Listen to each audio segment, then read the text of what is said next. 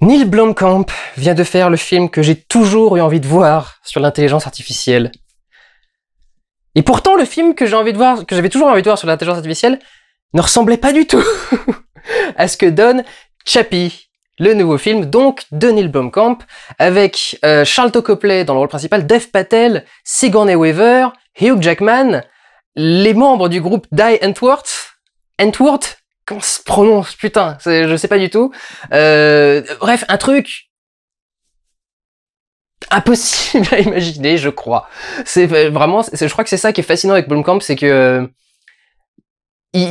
ayant grandi en voyant les mêmes films que tout le monde, mais venant d'un pays duquel ne viennent pas beaucoup de réalisateurs de science-fiction, qui est l'Afrique du Sud, et ayant grandi à Johannesburg, il a des images, des visuels qui sont jamais vus, entre guillemets. On n'imagine pas un film de science-fiction se passer à Johannesburg, en Afrique du Sud, parce qu'on n'a jamais vu ça. On voit toujours New York, on voit Los Angeles, on voit des villes européennes, on voit des machins. Pas une ville d'Afrique du Sud. C'est ce qui est con, parce que manifestement, ça donne des super résultats. Mais en tout cas, voilà, c'est exactement ce que je voulais voir, mais pas du tout tel que je l'imaginais. C'est le petit truc assez rigolo. Chappie est Chappie le film se déroule dans un futur plus ou moins proche, dans lequel les forces de police de Johannesburg se sont dotées de robots policiers, dotés d'intelligence artificielle développée par le personnage que joue Dev Patel, qui s'appelle Dion dans le film. La société est dirigée par Sigourney Weaver, et un autre des programmeurs est Hugh Jackman, qui s'appelle Moore dans le film, Hugh Jackman. Les robots donc se vendent très très bien et la société marche très bien. Le problème c'est que Dion, lui, ce qu'il veut, c'est créer une intelligence artificielle humaine. Il veut créer une intelligence artificielle sensorielle, quelque chose qui sera capable de juger de l'art, de dire s'il aime ou s'il n'aime pas quelque chose. C'est le concept de beaucoup de films basés sur l'intelligence artificielle, genre Intelligence artificielle de Spielberg. Bien sûr, Sigourney Weaver lui rayait la gueule en lui disant « Mon pauvre vieux, on vend des armes, tu viens me parler de poésie là !» Donc, il le prend un petit peu mal, et il décide de récupérer un robot endommagé pour y intégrer son intelligence artificielle. Problème, au moment où il décide de le faire, il est kidnappé par deux gangsters qui ont besoin absolument de récupérer de l'argent. Donc les deux gangsters sont les deux chanteurs du groupe Die Antwoord, qui ont besoin d'argent très très vite et voudraient donc avoir la télécommande pour éteindre les robots. Comme il n'y en a pas, lui il leur propose de lancer le robot avec son intelligence artificielle, de l'éduquer et qu'ils puissent après s'en servir pour faire ce qu'ils veulent s'ils en ont envie, mais du coup pouvoir activer son intelligence artificielle. Ce qu'il fait, et qu'il démarre donc l'apprentissage de la vie très difficile de Chappie, qui sera confronté après quelque temps à Moore, donc le collègue mais finalement l'opposant de Dion, qui lui veut travailler sur un espèce de robot ultra militarisé, où lui pour le coup il n'est même pas question d'intelligence artificielle, c'est les humains qui le contrôlent et le truc doit tout détruire sur son passage.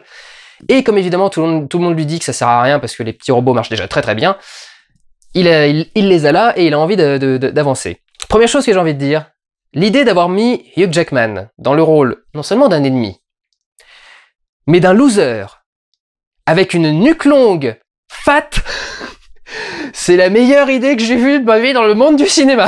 Il fallait Neil Blomkamp pour avoir cette idée-là. C'est aberrant comme image, ça n'a aucun sens, mais ça marche très très bien parce que tous les acteurs sont magnifiquement dirigés dans le film.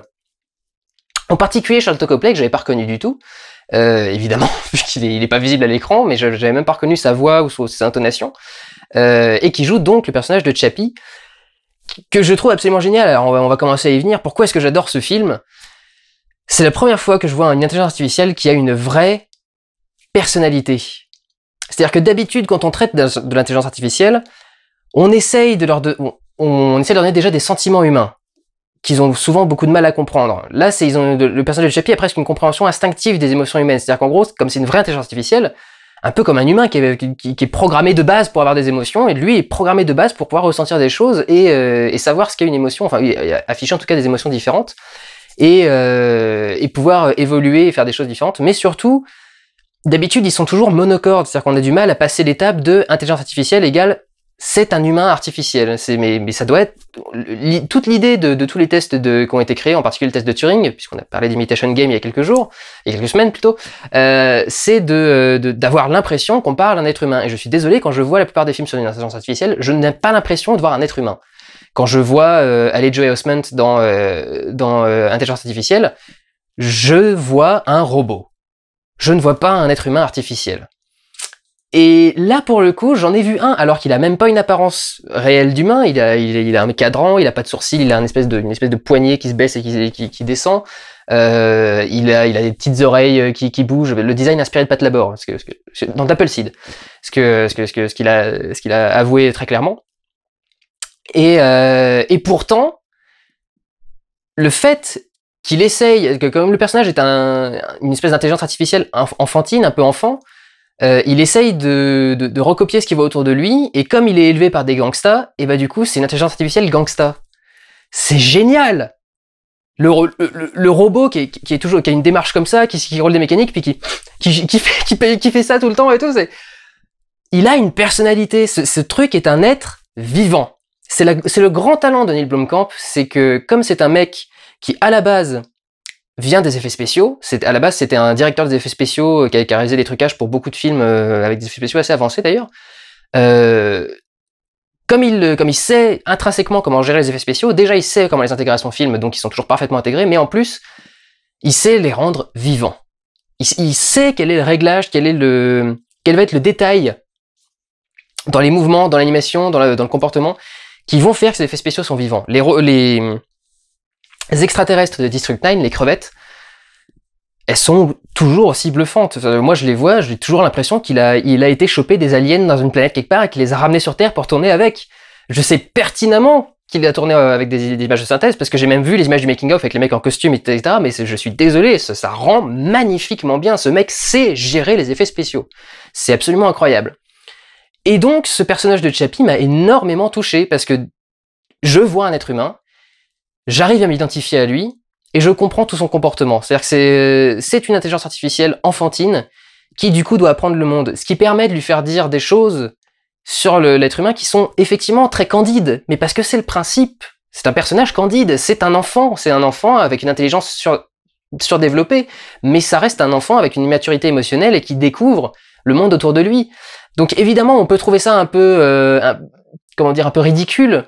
Un peu infantile de le voir en train de dire mais pourquoi les humains vous faites du mal, pourquoi vous faites toujours ça, pourquoi vous mentez, des choses. Mais ça permet aussi de poser des vraies belles questions. Toute l'idée, c'est que comme Chappie a été implanté dans un corps robotique abîmé, en fait on peut pas retirer sa batterie a fusionné avec son châssis, et du coup on peut pas la retirer. C'est comme si ça avait été soudé au chalumeau, et donc du coup sa batterie va se vider tranquillement, et comme on peut pas la sortir, on peut pas la recharger non plus. Donc forcément on sait qu'à un moment il va mourir. Et c'est dit dès le début du film, je vous spoil rien, c'est tout le principe, c'est d'ailleurs même sa quête, à partir d'un certain moment du film, c'est l'idée d'essayer de trouver un nouveau corps pour essayer de continuer. Mais ça l'amène à poser une question du coup très belle, parce comme encore une fois, l'intelligence artificielle, ça permet de poser des questions sur le genre humain. Il voit son créateur, Dion, qui arrive et lui dit « Mais pourquoi tu m'as créé pour que je meure ?» Qui est la bonne question que se pose l'humanité. Pourquoi on est là, puisqu'après tout c'est temporaire, on va crever et on sait même pas ce qu'on est là pour faire, donc pourquoi on est là? Ce à quoi d'ailleurs Dion lui répond un truc très très très très beau, mais je préfère que vous allez voir le film plutôt que de vous gâcher la surprise. Le personnage m'a presque... Vous avez échappé à un vlog à la Lucie. J'étais vraiment à ça d'avoir ma petite larme qui coulait sur une scène très particulière, c'est la scène où sa mère du coup, donc Yolanda, qui est la fille de Diane Ward, Diane Ward, je sais pas du tout comment ça se prononce, lui raconte l'histoire du mouton noir. Et elle lui dit « Est-ce que tu sais ce que c'est qu'un mouton noir ?» Et donc il dit « Non, je sais pas trop. » Elle fait « C'est quelqu'un qui est différent. » Il fait « Ah bon, comme moi avec toi du coup, maman, parce que moi je te ressemble pas, je suis mécanique, je suis machin, et toi t'es... » Et elle lui fait « Non, oui, effectivement, t'es pas pareil, mais je parle de ce qui est là-dedans. C'est des gens qui sont différents là-dedans, des gens qui sont pas comme le reste de la population. » Et elle lui dit « Et c'est pour ça que je t'aime, toi, Chappie. Moi je t'aime pour ce qui est là-dedans. » Et c'est un effet spécial, il bouge même pas la tête, il reste de base. J'ai déjà la gorge serrée là quand j'y repense. C'est on le voit qu'il comprend tout, on le voit qu'il cogite, on le voit qu'il commence à comprendre ce que c'est que la vie, que d'être humain, que d'être unique, que d'être différent, que d'être... Magnifique. J'ai adoré ce film. Qui évidemment prend des libertés parce que... Bon, niveau rigueur scientifique, c'est pas ça. On sait très bien qu'un casque de lecture, enfin, qui est pour faire des... Pas des électrolyses, mais comment ça s'appellerait ça? Enfin... Une interface de casque qui se mettrait sur un humain pour lire les données de son cerveau. Je sais plus du tout quel est le nom. Ça m'échappe complètement. Ne peut pas marcher sur un robot. Puisqu'un robot n'a pas de cerveau, que les électrodes dans le casque ne touchent rien, si ce n'est du métal. Peut-être cela dit que le métal peut être conducteur, mais je m'avancerai pas trop. Ça se trouve en plus il est en plastique. Non, il est en titane, je crois d'ailleurs. Je sais pas si c'est conducteur le titane. Désolé, je suis pas chimiste. Donc évidemment, non, ça ne pourrait pas marcher. À la limite, ça aurait été beaucoup plus facile si... Enfin, ça serait passé beaucoup mieux si Chappie avait débranché les câbles du casque et se serait créé lui-même des ports pour brancher le câble et récupérer ce qu'il essaye de récupérer avec ce casque. Mais il y a aussi l'idée du symbolisme, c'est-à-dire que Chappie doit représenter les humains et donc on le fait utiliser le même casque que les humains parce que sinon on marque trop sa différence. Déjà physiquement il ressemble pas à un humain. Si on va jusqu'à lui faire brancher des trucs et des choses là sur son corps, on part complètement de l'être humain et le rapport se fait un petit peu moins. Donc effectivement c'est incohérent en tant que science, mais c'est magnifique et cohérent en termes de poésie et de cinéma. Donc il faut absolument avoir un peu d'ouverture d'esprit.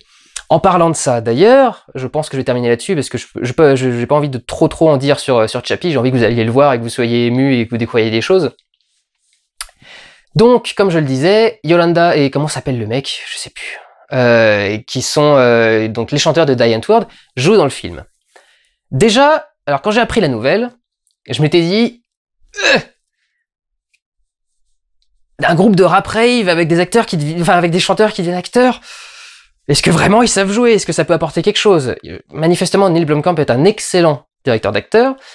Comme il les connaît très bien en plus, il est pote avec eux, il a su parfaitement les diriger. J'ai eu l'impression de voir des acteurs qui faisaient ça depuis toute leur vie. Pour des gens dont c'est le premier film, c'est quand même assez incroyable. Mais il y a beaucoup de gens qui sont exprimés là-dessus. J'ai d'ailleurs quelqu'un qui m'a contacté pour me dire ça, il me demandait d'en parler explicitement dans la vidéo, donc je le fais aussi. Qui trouve que ce film est du coup un énorme clip promotionnel pour le groupe Die Antwoord, parce que effectivement les personnages sont les chanteurs, le film utilise leur musique, le repère qu'ils ont, c'est eux-mêmes qui l'ont décoré et qui ont mis leur propre créativité, leur propre délire, ce qu'ils mettent dans leur clip à eux. Ils ont leurs propres vêtements, la chef costumière leur a pas fait de vêtements, c'est eux qui ont mis les leurs. Donc effectivement tout ça peut surprendre un petit peu. Le truc, c'est que là encore, c'est un contrat cinématographique et c'est une projection de réel dans le cinéma. L'idée, c'est que le film se passe quelques années dans quelques années, ou 10-20 ans peut-être, un truc dans ce genre-là, et les personnages que jouent les membres de Die Antwoord, qui d'ailleurs ont des t-shirts Die Antwoord, des trucs dans ce genre-là, donc vraiment c'est clairement eux, sont dans le film d'ex-chanteurs qui ont pas réussi, qui ont plus réussi à avoir une carrière et qui du coup sont devenus des gangsters pour pouvoir essayer de gagner de l'argent, etc. Donc il y a quelque chose d'absolument vrai. Il y a un côté très méta à tout ça. C'est l'idée que le personnage et ce qu'il doit être une projection. C'est marrant vu que je viens de faire un vlog sur Birdman. On reste dans la même thématique, mais c'est quelque chose de ce genre-là. C'est quelque chose de très méta et c'est quelque chose qui apporte énormément à l'univers du film, parce que ces personnages sont tellement atypiques, ces personnages sont tellement bien dans leur rôle, sont tellement parfaits pour leur rôle, que ça donne une crédibilité et une force à l'ensemble qui, moi, je trouve, est très très bonne et extrêmement productive et bénéfique au film. Ça ne diminue pas le film d'avoir les personnages de Die Antwoord clairement comme personnages de Die Antwoord dans le film. Ça ne lui retire rien, au contraire, ça lui amène de la force, je trouve, ça lui amène du réalisme et de la puissance. Donc vraiment, pour moi, c'est une excellente idée, alors que j'étais pas confiant au début, mais là, c'était une idée absolument géniale. Au niveau mise en scène, on retrouve beaucoup de choses qui viennent qu'on avait déjà vu dans ces anciens films. Déjà, le film commence exactement comme District 9, c'est-à-dire avec des témoignages documentaires qui prennent place après les événements du film, c'est-à-dire que le film commence avec des gens qui disent ça va être la merde, mais qui en parlent au passé, qui disent oui, oui, les événements avec Chappie étaient importants, et machin, puis après, on va, je sais pas, 11 mois plus tôt, 18 mois plus tôt, je crois, un truc dans ce genre-là, et on arrive dans la timeline de base. Donc, c'est exactement le même début que District 9, et le film, à plusieurs reprises, va utiliser plusieurs sortes de sources vidéo. Ce qu'il aime beaucoup faire Neil Blomkamp, c'est que il va y avoir des sources en basse définition, des caméras de surveillance, va y avoir des choses mieux définies que d'autres. Il y a un plan d'ailleurs qui m'a un peu surpris. Un plan où on voit je crois que ça s'appelle l'original, qui est le robot qui est construit par Hugh Jackman, qui décolle. Et le robot rendu en 3D est manifestement en haute définition. Par contre, le plan qui est derrière a l'air d'être en basse définition et assez mal rendu, etc. C'est à peu près le seul petit détail technique que j'ai vu qui m'a perturbé dans le film. Mais voilà, ça m'a juste surpris comme ça d'un seul coup, alors que tout le reste est tellement parfait que là, ça me sautait aux yeux. Mais en dehors de ça, oui, il reprend beaucoup de ces choses et il reprend beaucoup de ces thématiques. Et ce qui est un peu gonflant, c'est de voir les gens qui disent « Oh là là, il fait toujours le même film. » Alors, Burton fait toujours le même film. Parce que je vous dis, Burton phagocyte des univers pour émettre le sien. Neil Blomkamp adapte son univers à son histoire. Ou plutôt même, son univers est fait pour recevoir son histoire. C'est-à-dire que c'est probablement que si le film se passerait dans un autre pays, les choses se passeraient différemment. Les gangsters seraient pas les mêmes, les environnements seraient pas les mêmes, les enjeux seraient pas les mêmes. Enfin, vraiment, ça fait tout que le film se passe à Johannesburg et pas à Los Angeles ou à New York, un truc dans ce genre-là. Neil Blomkamp a sa patte, et c'est pour ça que ces films sont intéressants, qui sont différents et qui marquent. Et c'est jamais feignant. Il a des thèmes en tête, parce que c'est le truc de tous les réalisateurs. Les Wachowski font toujours le même film aussi. Les Wachowski ont toujours le même thème en tête, mais tous leurs films sont tellement différents foncièrement les uns des autres que ça se voit pas. Blomkamp, l'environnement est similaire d'un film à l'autre, mais en même temps, je pense que ce sera les 3 seuls films de science-fiction que vous verrez de votre vie qui se passeront à Johannesburg. C'est pas la mort, quoi. C'est pas comme des choses qui sont reprises dans 100, 200 films exactement de la même façon et avec les mêmes environnements. Il y en a que 3. Peut-être pas trop gueuler. Mais là, tout ce qu'il aborde est très différent de ses autres films. District 9 était clairement sur la ségrégation. Elysium, c'était sur la lutte des classes. Celui-ci, c'est vraiment sur la différence. C'est sur la nouveauté, c'est sur le rejet du nouveau et de la différence. Puisque c'est ce que va vivre Chappie pendant tout le film. Il va se faire poursuivre, il va se faire tabasser, il va se faire menacer, il va faire machin, parce qu'il est différent, parce que c'est pas un robot normal, c'est pas le robot policier qui débarque avec son flingue, c'est un robot qui débarque et qui fait « Non, non, me faites pas de mal, qu'est-ce qu'il y a, j'ai peur », un truc dans ce genre-là, c'est... Et du coup, ils aiment pas ça, ils lui tapent dessus, etc. Donc c'est pas du tout le même discours, donc c'est pas le même film. C'est peut-être à peu près les mêmes images, mais c'est pas le même film. Et c'est pas la même idée non plus. C'est toujours une minorité confrontée au reste du monde, mais pas pour les mêmes motifs. Il y en a qui sont pour leur différence, d'autres qui sont pour leur échelle sociale, d'autres qui sont pour le racisme. Là, Chappie, c'est vraiment la différence en général. C'est pas le racisme en particulier, c'est l'anthracisme. Les aliens sont une race. Chappie, c'est pas une race. Chappie, c'est quelque chose qui doit nous ressembler, mais qui est différent quand même. C'est un humain qui ressemble pas à un humain normal. Donc c'est de ça que traite Chappie, et c'est là-dessus sont les messages. Et en termes, oui, de questionnement sur l'humanité, de beaux thèmes abordés, de belles réponses, de belles scènes, et les acteurs de Diane Ward, mais Dev Patel aussi d'ailleurs, qui est génial dans son rôle aussi, sont très touchants, sont très doués. Enfin vraiment, moi quand j'ai vu Yolanda, on sent que c'est possible, puisque c'est une fille, et que dès qu'elle voit Chappie, elle commence à parler « Oh, petit Chappie », etc. Elle prend une petite voix aiguë. Le mec, je me demandais pendant le film comment ça allait passer au moment où il allait commencer à vraiment essayer de jouer quelque chose d'un peu différent. Et quand vraiment il y a une scène où il commence à voir Chappie, il commence à avoir un peu honte de ce qu'il est en train de faire à Chappie, et des manipulations et tout le bordel, et qui commence à vraiment avoir un air triste quand la fin du film en particulier arrive, je me suis dit « Ah, quand même, il y a un... » C'est pas... Ils sont vraiment touchants. Il y a un énorme travail de jeu qui a été fait et pour que ça donne vraiment quelque chose d'intéressant, et pas juste mettre des membres d'un groupe de musique dans un film pour le design ou pour un truc dans ce genre-là. Donc il y a vraiment un gros travail qui a été fait. Je vous conseille donc avec forte chaleur d'aller voir Chappie. Terminons en parlant d'Alien 5. Parce que Neil Blomkamp, du coup, va donc se lancer dans un nouvel Alien qu'on appelle Alien 5 à l'heure actuelle, mais qui pourrait peut-être également s'appeler Alien 3, parce qu'il dit qu'il veut pas, qu'il veut en faire la suite spirituelle d'Alien et Aliens. Il a fait une autre interview un peu plus tard en essayant de corriger le tir en disant je compte pas, comment dire, effacer Alien 3 et Alien Résurrection.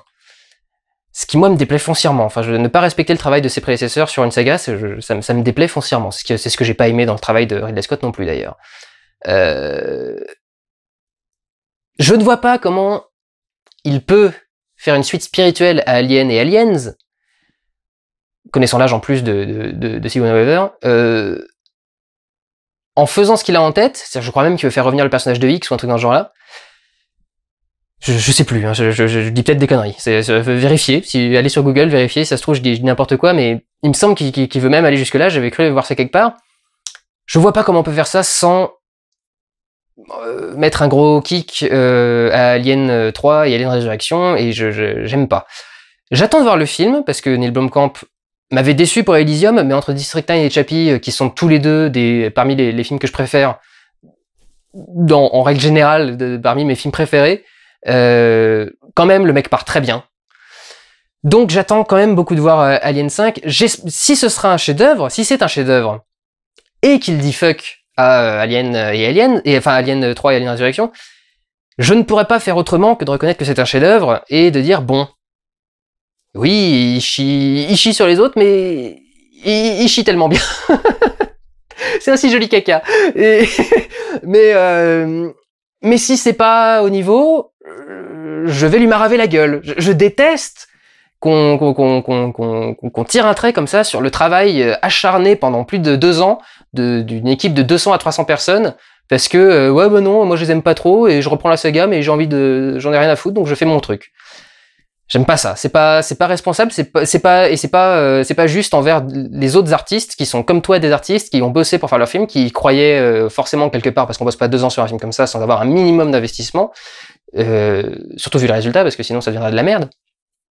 Mais même Fincher qui avait le studio sur le dos toute la journée, et qui a détesté son film et qui l'a renié, a bossé pendant 2 ans, il a cru jusqu'au bout et a voulu le porter. Voilà, on fait pas n'importe quoi non plus, et j'aime pas qu'on manque de respect comme ça à ce travail d'artiste. Mais tout cela n'est que supputation, nous verrons bien ce que vaut Alien, il sortira pas avant 2 ans ou un truc dans ce genre-là, donc voilà, c'était juste pour faire un petit laïus là-dessus, parce que beaucoup de gens m'ont demandé, et tout le monde n'est pas sur Facebook ou Twitter, donc je voulais en faire un petit mot là-dessus. J'ai une conscience, je suis vivant, je suis Chappie. Allez le voir, j'ai adoré. Vous risquez de ne pas aimer, parce qu'il y a forcément des choses qu'on peut ne pas aimer dans le film, mais pour moi, c'est le meilleur film sur l'intelligence artificielle que j'ai vu. Même n'étant pas totalement juste scientifiquement et cohérent scientifiquement, c'est le meilleur que j'ai vu en termes de questions abordées, de sujets abordés. Prenez soin de vous, allez voir des films, ciao Chappie.